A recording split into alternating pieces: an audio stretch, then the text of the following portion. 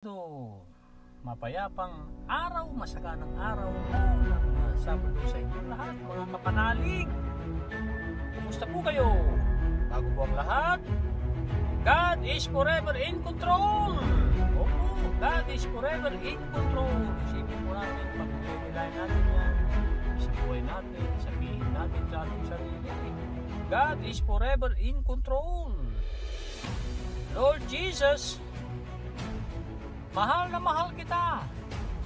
Tulungan mo po ako na mahalin pa kita ng todo-todo, na sundin ko ang mga utos mo, mga kalooban mo. Amen. Shout out sa aking Kuya Romy, sa comment ni JQ8 at saka si Jean Blake na sila ay nag-comment sa episode 27. Maganda po ang kanilang mga comment. Siyempre, ang walang sawang napakasipag mag-comment, magbahagi ng mga natutunan niya si Kuya Romy. Palakpakan po natin ang Panginoon. At tayong mga disipulo niya na nagmamahal at may super respeto sa ating nag-iisang Panginoon na si Hesus Kristo. Kawikaan! Kapitulo 9, versikulo 1 hanggang 18. Unahin na po natin kagad ito. Sa grasya ng Panginoon, basahin ko ang scriptures na binabahagi araw-araw ni Sister Cecil. And mga quotation na galing kay Robert McMillan. Review ng episode 28. Punta na po tayo sa episode 29. May-mention na po pa tayo sa ating mga progress at nag-a-adjust pa tayo ng ating plans and actions to become better aligned for success. And the best way to learn is to teach. Regularity is a king. Opo, regularity is a king. Ito pong pagpapodcast natin na umaga po. Bahagi na po ng buhay natin para sa glory ng Panginoon. Yes, para sa glory ng Panginoon. Patuloy nating itanim ang salita ng Diyos at patuloy itong tutubo, lalawak para dumami pa tayong mga aktibong Kristiyano. Hindi lang Kristiyano sa pagkapapel. Aktibong Kristiyano means naglilingkod ng todo-todo. Deeds, not words. Opo, deeds, yung ating gagawin. At hindi lang yung sasabihin. Kasi madaling sabihin, I love you, Lord Jesus, pero lagi ka naman nag-excuses, nagdadahilan na hindi mo magawa yung kanyang ipinagagawa. Kaya the best pagninilay sa gabi, did I serve you well today, Lord? Sa gabi, bago tayo matulog, and then sa umaga, ano po ang gusto mong ipagawa sa akin, Panginoong Jesucristo? Yan ang na maganda nating pagnilay-nilayan, meditation, dasal, at mga nanasain.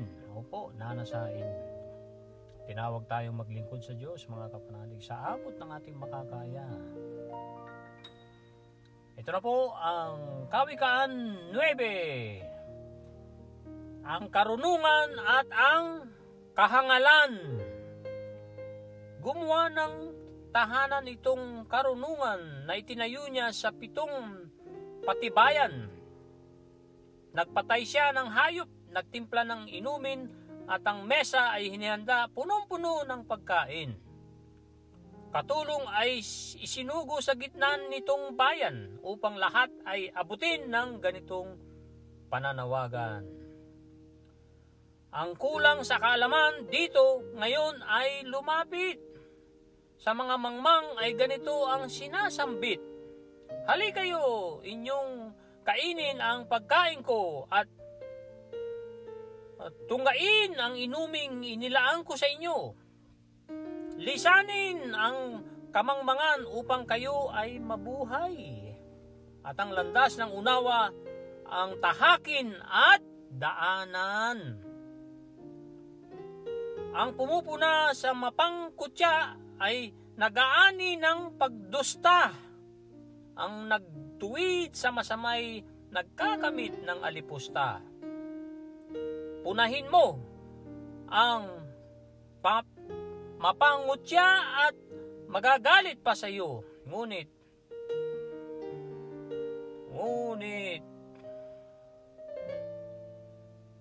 Payuhan mo ang matalino at ibigin ka nito.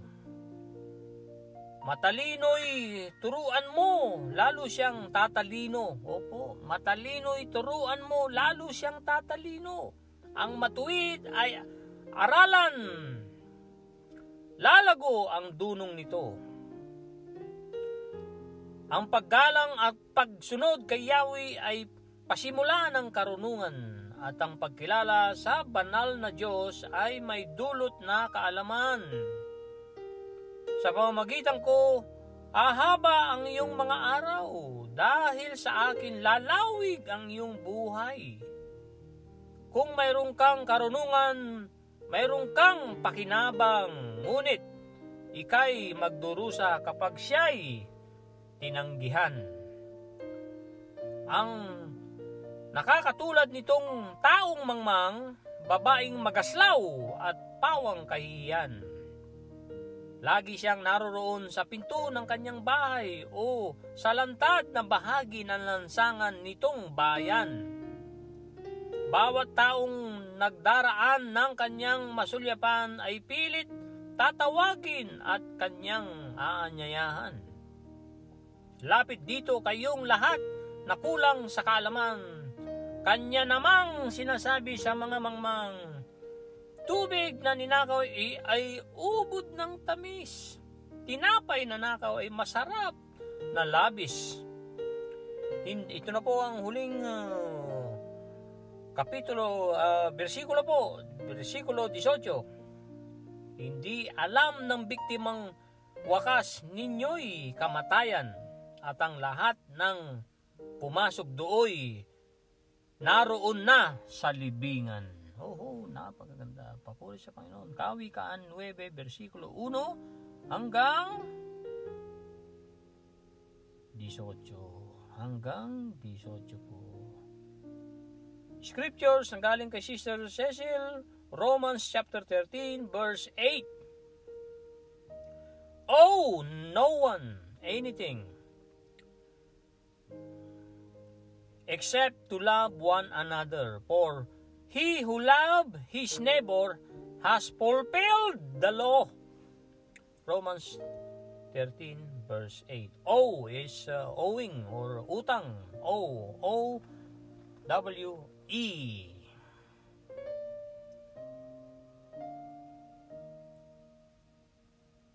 Ang galing po sa napakagandang inspiration quote galing kay Robert McMillan. Ito po ay 10 lessons from Relationomics. Opo, Relationomics. Ano po ang Relationomics? Ito po ay pinagsamang relationship, at economics. Magandang pagsamahin po yan. Nangunguna ang relationship po. Relationomics. Business powered by relationships. Dr. Randy Ross and Ken Blancard. Courtesy by my friend Robert McMillan. Number 1, Relationomics is the belief that business is ultimate about relationships. When you build strong relationships with your customers, employees, partners, and others, you create a foundation for success. Yes, you create a foundation for success. Mahalagang-mahalaga ang relationship. Ang isa rin sa core values namin dito sa BNI Worldwide Business Networking International ay building relationships sa kayang accountability. Pag may nireport po ang aming mga kasamahan sa BNI, nirekomenda ay pagsisilbihan ng todo yun at hindi lulukuhin dahil nakataya ang yung pangalan dyan at masisira ka pagka may sinabi ka, hindi mo ginawa sa customer mo, hindi ka tumupad sa usapan ninyo, niloko mo siya ng intensyon mong talagang totoong lulukuhin mo siya, niloko mo siya, hindi po yun ang gawain ng BNI. Number 2, the first step to building strong relationships is to be a good person. Yes, to be a good person. This means being honest, trustworthy, and reliable. 3. Be authentic. People can tell when you are being fake. So, being yourself and let your true colors shine through. 4. Be present. When you are interacting with someone, give them your full attention. Don't be distracted by your phone or other things. Opo, napagandang ethical po ito. Ethics. Pagka nakikipag-meeting, dapat naka-off ang cellphone. Ngayon, kung talagang may importanteng tawag, o inaabangan kang message, at yun na yun, pili mo, yun na yung message na inaabangan mo. Mag-excuse ka, hindi yung kinakausap ka, nagsasalita ka, and then, ikaw ay tumitingin sa iyong cellphone, ay kapastusan po yun, na hindi po magandang ethics yun. So, be present. Sabi nga ni Jim Rohn, wherever you are,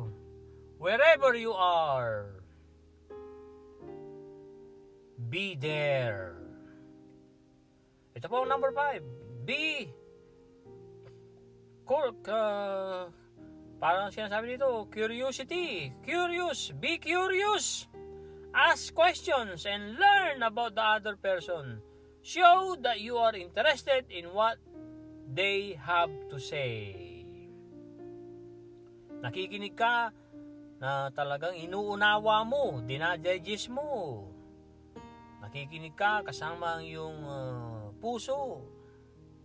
At pay attention. Talagang you are there na makinig.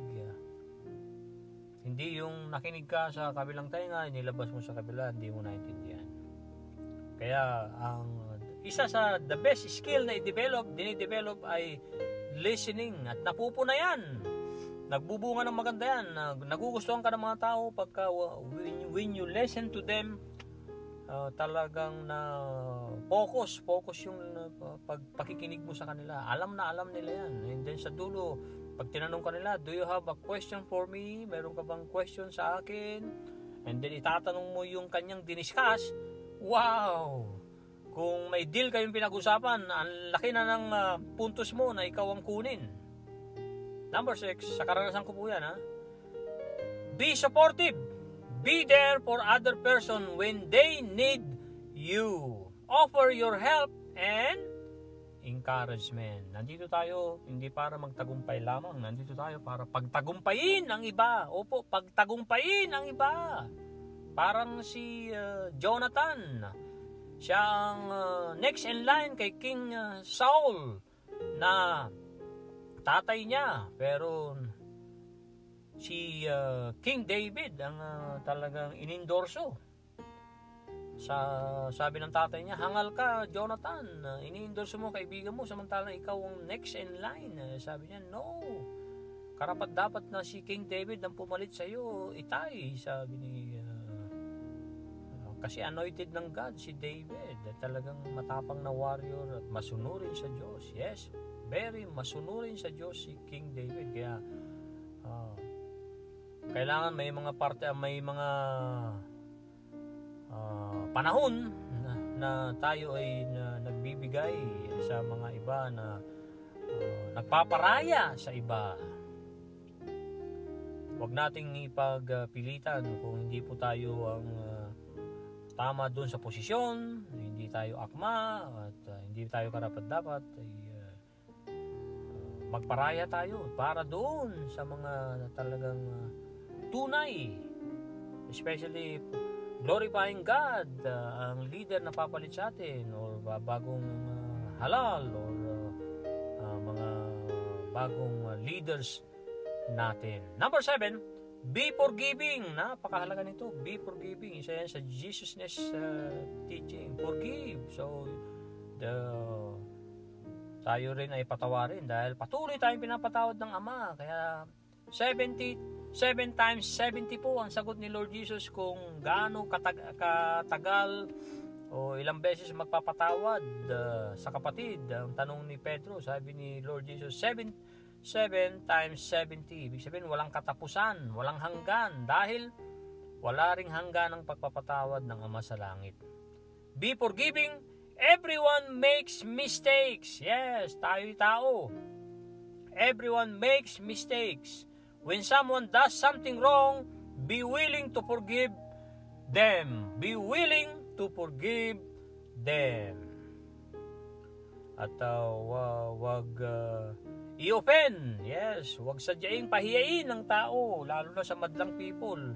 And the best na purihin mo ang tao doon sa ginawa niyang napakaganda, especially pleasing to God, ay i-appreciate mo siya, pasalamatan siya, banggitin ang pangalan niya, i-honor mo siya sa maraming tao. Pero kung ikukorek mo siya, wag sa maraming tao, mapapahiya siya at lalaban siya sa iyo kasi napahiya siya eh. Tendency ay gaganti rin siya sa iyo. Number 8, be grateful. Napagandang at napakalakas na power po ito. Be grateful. The attitude of gratitude. Attitude of gratitude po ay talagang super powerful po yan. Let other person know how much you appreciate them. Yes. Number 9, be a good listener. Really listen to what the other person is saying. Don't just wait for your turn to talk. Usually, tayo ay natutokso na sumabat. Hindi pa ang ating turn. Gusto natin magsalita agad. Makinig and then don't just wait for your turn to talk. Makinig ng todo-todo. Intently. Focus na focus ka dun sa sinasabi.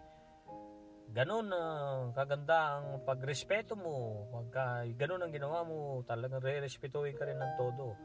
And then makikinig din sila ng todo sa iyo. Number 10, panghuli po, be a value creator. Opo. Add value to people. Ang isa sa turo ni John C. Maxwell. Panoorin nyo ang interview ni Karen Davila 2016 or 2015, last quarter ng 2015 kasi mag-eleksyon ng 2016. Isa sa topic nila ay napakagandang interview ni Karen Davila kay John C. Maxwell. Diniscuss niya doon ni John C. Maxwell ang pagiging value giver niya. So, sabi dito number 10, be a value creator. Find ways, mga paraan to add value to the other person's life. This could be through your products or services, your advice, or simply your principles. There are just a few of the lessons that can be learned from relationomics. If you want to build strong relationships and succeed in business, I highly recommend reading this book. Sabi ng nag-share po. Here are some additional lessons that I found to be valuable. Be a communicator. Si John C. Maxwell ay hindi educator. Sabi niya, I'm not an educator. I am a communicator. Communicate. Communication is essential, mahalaga for building strong relationships. Be clear, concise, and respectful when communicating with others. Ang relationship ay two-way po yan. So, napaka-vital po ang parte ng komunikasyon. Pag hindi tayo nag-uusap, especially ang mga asawa, hindi nag-uusap, ay may problema po at hindi po nila hinaharap yung problema na yun. Ito pa, be a good leader. Leaders build strong relationships by creating a positive and supportive environment. They also set a good example by being honest, trustworthy, and reliable. Be a good team player. Teamwork makes the dream work. Yung po ang dinagdag ko po dyan. Natutunan ko kay John Maxwell. Pero ito yung katugtong ng be a good team player. Teamwork is essential. Mahalaga for success in business. Be willing to work with others and share credit. Huwag mo suluhin yung credit to. Kahit sila Michael Jordan, ina-appreciate nila ang kanilang mga kakampi. Sila Alvin Patrimonio, hindi nag-champion ng Chicago Bulls dahil lang kay Jordan. Malaki ang parte ni Michael Jordan ng sunod-sunod na pag-champion lahat. Malaking parte rin ng pagiging legendary at winning coach ni Phil Jackson. Pero hindi niya sinolo. Na-appreciate niya lahat. Be willing to work with others and share credit. And then be willing to learn and grow. The world of business is constantly changing. Pabago-bago po yan. Walang patid. So you need to be willing to learn new things and adapt to new challenges. Panghuli, be persistent. Don't give up on your goals. Keep working hard and eventually you will succeed. I hope these lessons help you build strong relationships and succeed in business. Relationomics by Dr. Randy Ross at saka kay Ken Blancard. Napakagandang libro na hopefully ay mabasa ko din o kaya sa Audible. Isa yan sa susubaybayan natin dahil talagang napakahalaga na i-develop pa natin ang relationship. Ang pakikipagrelasyon ay talagang kailangan natin, lalong-lalo na ang pakikipagrelasyon sa ating Diyos na nagmamahal ng todo-todo. Panong mga kapanalig, ano po ang take home ninyo sa episode 29? Tanggapin bawat araw eksakto na padating sa iyo. Tinatanggap po ba natin ang lahat ng mga dumarating sa buhay natin, good or bad? Kailangan tanggapin. At kung nahirapan ka dyan sa problema mo, isuko mo sa Panginoon. Ang iyong takdang aralin, sabi ni Lord Jesus Christ, ay to trust me absolutely, resting in my sovereignty and faithfulness. Resting in my sovereignty and faithfulness. Dalawang choices ang lagi mong mapagpipilian between two alternatives, sabi ni Lord Jesus Christ. Giving up, ayaw mo na. So, kung ano man ang mga dahilan mo, ayaw mo na. Especially, walang ka na ng pag-asa or bimitaw ka na sa pagsisilbi sa Diyos. And then pangalawa, relying on me. Even, sabi, kahit na napili mo yung number one. Ang sabi ni Lord Jesus sa iyo at sa akin, sa atin lahat, I will not reject you. Hindi kita i-reject, anak. Hindi kita itatakwil. Wow, isang napaka mainit na palakpak para sa ating Panginoong Jesus na hindi po nagtatakwil. Talagang go and sin no more. Sinabi niya doon sa babaeng caught in the act na gustong batuhin.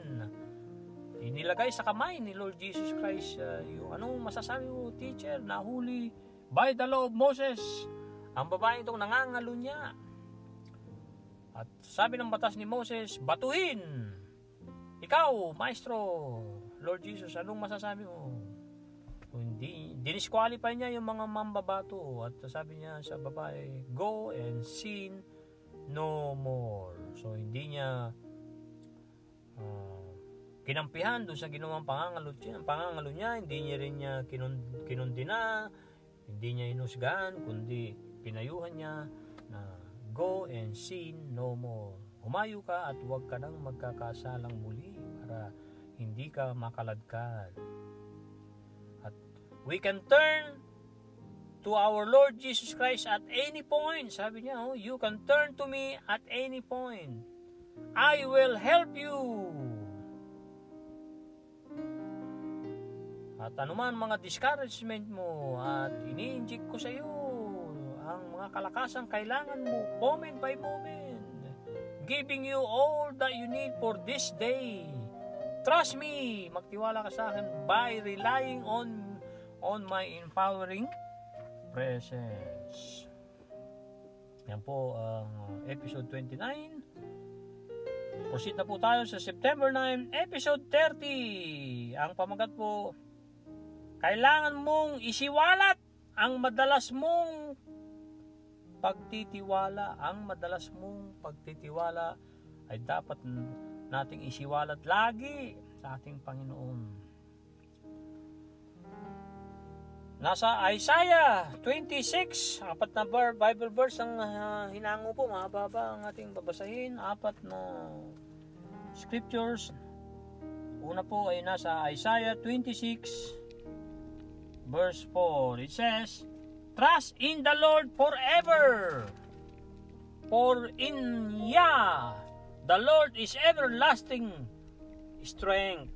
The Lord is everlasting strength.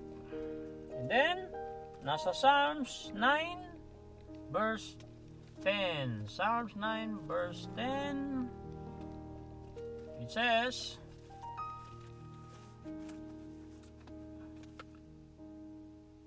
"And those who know your name will put their trust in you. For you, Lord, have not forsaken those who seek you." Napakaganda. Purihin ang Panginoon. Purihin ang Panginoong Ama sa langit, kataas-taasan. And then, nasa Psalms 25 verse 4 to 5, it says, "Show me your ways, O Lord. Teach me your paths. Lead me in your truth and teach me, for you are the God of my salvation. On you I will wait all day." I will wait all day. And then, nasa Proverbs 3, 5, 6. Napakaganda po ito. Lagi natin halos binabanggit ito. Sa Kawikaan, Kapitulo 3, versikulo 5 hanggang 6. "Trust in the Lord with all your heart, and learn not on your understanding." Verse 6, "In all your ways acknowledge Him, and He shall direct your paths." Napakagandang scriptures, mga kapanalig.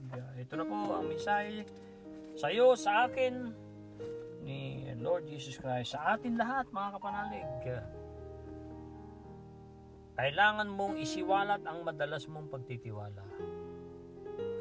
Walk with me along paths of trust. Paths of trust. Mga landas ng pagtitiwala. Yes po, plural. Paths, mga landas.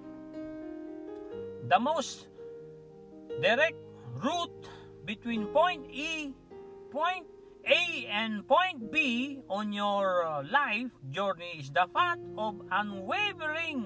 Unwavering is hindi natitinag. Unwavering trust in me. When your faith falters, which is naliligaw, nawawala, you choose a trail. Trail ay parang landas din ang ibig sabihin niyan. That meanders. Meanders ay paliko-liko. And take you will out of your way. You will get to point B eventually. But you will have lost precious time and energy. Ang precious po ay mahalagang mahalaga. As soon as you realize you have wandered, naligaw, from your trust path, from your pagtitiwala na landas, look to me and whisper, "I trust you, Jesus." Ulitin pa natin ng 2 beses. I trust you, Jesus. I trust you, Jesus. This affirmation will help you get back on track. The further you roam along paths of unbelief, the harder it is to remember that I am with you. Anxious thoughts branch off in all directions, taking you further and further from awareness of my presence. You need to voice your trust in me frequently. This simple act of faith will keep you walking along straight paths with me. Trust in me with all your heart, and I will make your paths straight. Trust in me with all your heart, and I will make your paths straight. Woohoo! Inayahan tayo ni Lord Jesus Christ na tayo ay maglakbay, nakasama siya sa landas ng pagtitiwala. Opo, sa landas ng pagtitiwala. Paano po natin gagawin yan? By totally trusting the Lord, the good shepherd, the true vine, na siya lang ang kailangan natin, God. Siya lang dapat ang kinikilala natin, God. Siya lang dapat lagi natin ang iniisip. Sa Kanya dapat nakadepende ang ating buhay. Siyempre, ginagawa natin ang ating parte. Tayo nagtatanim, nagtatrabaho, nag-aaral ng salita ng Diyos. At iba pang mga dapat na natin gawin na natural, nagtatanim sa panahon ng pagtatanim, kasi nga may kanya-kanyang panahon. Sa Kapitulo 3 ng Mangaral, versikulo 1 hanggang 8, nandun po yung mga tamang oras ng mga gawain na ginawa na ng Panginoon, na laging sisikat sa east, lulubog ang araw sa west. So, and then supernatural provision, supernatural ways ang ating asahan, supernatural healings ang ating asahan. Kung naghahangat po tayo gumaling, tanggapin natin ng buong puso ang healings, at kung kinakailangan uminom tayo ng prescriptions, ng gamot, pumunta sa doktor, magpa-check up, mag-conduct na pag sinabi nirefer tayo ng mga doktor na gagawin itong test nito, complete blood test, at pati colonoscopy, at iba pang mga test na kailangan na nire-recommenda ng doktor, dapat natin sundin yun. Dahil isa rin sa pagtitiwala natin sa Panginoon na gagaling ako, Lord, dahil susunod ako sa iyo, at mga ipinapayo ng doktor ay gagawin ko ng taos puso. So makakamit natin ang gusto nating makamit sa buhay kung ang landas na nilalandas natin ay sa landas na gustong tahakin natin, at ang landas na yan ay trust, pagtitiwala. Yan po ang laking turo ni Lord Jesus Christ sa New Testament. Yung trust na yan, kahit sa Old Testament ay tinuturo ni Father God in heaven, lalo nung inatasan niya si Moses, kinausap niya sa burning bush, at naililigtas ni Father God ang mga tao sa Israel, palalayain niya ang mga tao niya sa Egypt ng over I think 300 years na naging alipin na nung namatay na si Joseph the Dreamer, pang-11 anak ni Jacob. Dahil iba na ang pumalit ng pero, hindi nakilala si Joseph, pinahirapan na ang mga taong Israel sa Egypt dahil nga nag-migrate ang 70 na pamilya. Yes, 70 po. Mula sa si Abraham ay binigyan ng isang anak na si Isaac, naging 70 nung nag-migrate. Inanyayahan kasi ni Joseph na ang kanyang buong pamilya, yung kanilang reunion, naging 70 and then lumago sila kasi ang Diyos ay nasa kanila, kaya sila ay kinatakutan ng mga Egypt, at baka yan na ang mga sasakop sa atin, ang mga dayuhan na yan, kaya pahirapan natin sila. So naghirap ng todo-todo ang mga tao sa Israel for so many years, and then inatasan ni Father God si Moses na iligtas ang mga tao sa Israel. Pero nung una ay tumatanggi itong si Moses, marami mga dahilan na hindi raw siya makapagsalita, na kaya nga siya tumakas sa Egypt dahil wanted siya roon, at bakit ako, iba na lang ang ipadala ninyo, sabi ni Father God. Yes, Ibibigay ko sa iyo ang lakas na gusto mo, na kailangan mo, at sabihin mong ako ay ako, at patutulungin ko sa iyo ang kapatid mo, ang kuya mo na si Aaron. So kailangan talaga tayo magtiwala, kasi faith is the substance of things hoped for, the evidence of things not seen. Yan po ang faith at saka trust. Magkasama po yan sa aking paniniwala. At ang the best na ruta sa pagitan ng point A and B sa iyong buhay, sabi ni Lord Jesus Christ, sa journey mo is landas ng hindi natitinag, hindi nag-aalinlangan. Trust in me, sabi ni Lord Jesus Christ, when your faith falters, pag yung pananampalataya ay naliligaw, nawawala, nababawasan, ay you choose a trail that meanders. Pinili mo ang landas na paliko-liko,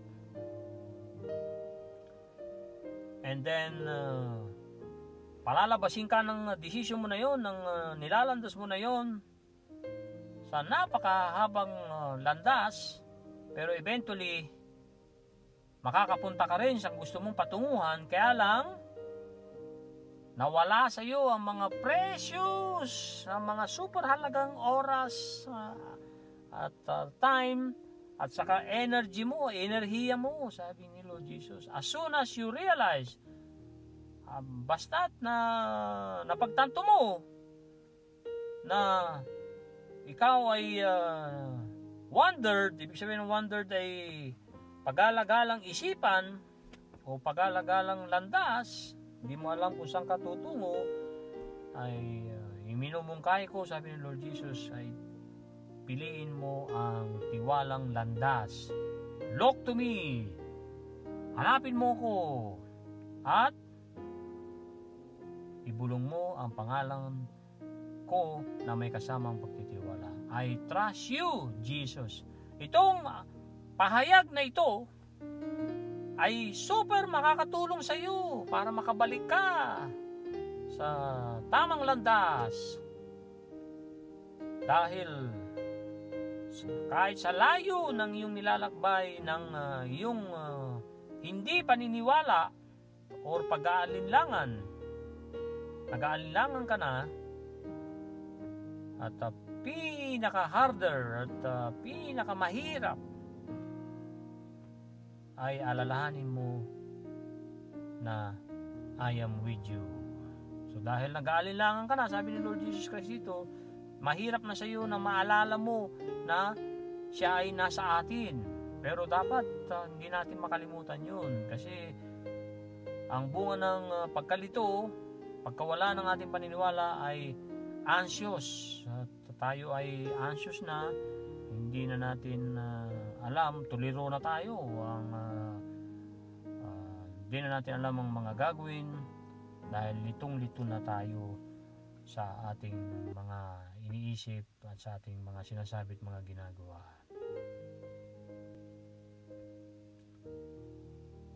At kung pipiliin mo na lumakbay sa akin at maging aware ka sa aking presensya, kailangan mong isiwalat ang madalas mong pagtitiwala. Kaya nga pinabubulong ni Lord Jesus Christ yang magtiwala at nagtitiwala ako sa iyo, Lord Jesus. Nagtitiwala ako sa iyo, Panginoong Jesus. Yan po dapat nating lagi daw na ibubulong. Nagtitiwala ako sa iyo, Lord Jesus. Itong pinakasimple na act of faith, na isang gawain ng pananampalataya, ay magpapanatili sa iyo na sa paglalakbay ng diretsong landas kasama ako. Kaya nga sabi ni Lord Jesus Christ sa panguli, magtiwala ka sa akin ng buong puso mo At itutuwid ko ang mga baliko mong landas. At itutuwid ko ang mga baliko mong landas. I will make your paths, mga landas, straight, diretso. God is forever in control. Yan po ang ating episode 30, September 9. Salamat sa Panginoon sa kanyang grasya. Kailangan mong isiwalat ang madalas mong pagtitiwala sa pamamagitan ng pagbulong, pag-aalala, na hindi pag-alala, hindi yung kundi to remember, alalahanin lagi na si Lord Jesus Christ ay nasa atin at ang kanyang presensya ang dapat nating hanapin at itutuwid niya talaga ang mga landas natin. Kung naligaw tayo ay bumalik tayo, bulong natin si Lord Jesus, ang pangalan ni Lord Jesus, ang pagtitiwala natin sa Kanya. I trust you, Lord Jesus. That's it for now, mga kapanalig. Maraming salamat po sa inyong pag-like, pag-share, pag-comment, at ano pang mga suggestion ninyo, sabihin nyo lang sa comment link. At maraming salamat din sa iyo, anak ko Patrick, sa patuloy mong pagsasakripisyo ng 2 oras mong pag-download itong daily podcast. Kung wala ka, anak, ay talagang malaking pasanin sa akin ito. So buti nandiyan ka, kaya pinupuri ko ng todo ang Panginoon. And nandito ako para pasalamatan ka, anak ko Patrick, at purihin ang Panginoon dahil God is forever in control. Bye bye now.